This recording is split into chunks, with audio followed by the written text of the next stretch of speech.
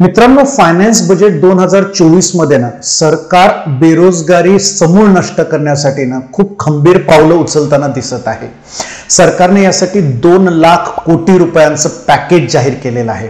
सरकारचा असा अंदाज आहे की पुढच्या 5 वर्षांमध्ये या पॅकेजमुळे 4 कोटी 10 लाख लोकांना ना एम्प्लॉयमेंट क्रिएट होईल.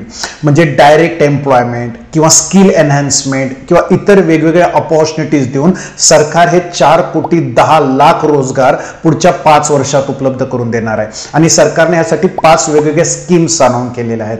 पहिल्या स्कीम मध्ये सरकार फर्स्ट टाइम एम्प्लॉई म्हणजे अशा युवकांना ज्यांना पहिला जॉब मिळालेला आहे त्यांना 15,000 रुपयाची डायरेक्ट बेनिफिट देणार आहे.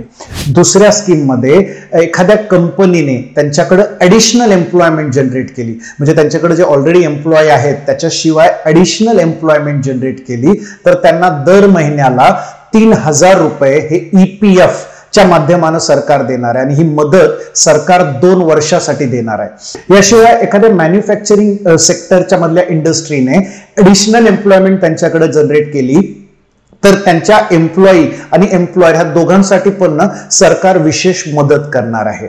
चौथ्या स्कीम मध्ये सरकार भारतातील टॉप 500 कंपनीज मध्ये 1 कोटीपेक्षा जास्त युवकांना इंटर्नशिप प्रोव्हाइड करणार आहे. आणि यामुळे काय होणार आहे की मुलांना खूप चांगला एक्सपिरियन्स, जॉब एक्सपिरियन्स मिळणार आहे.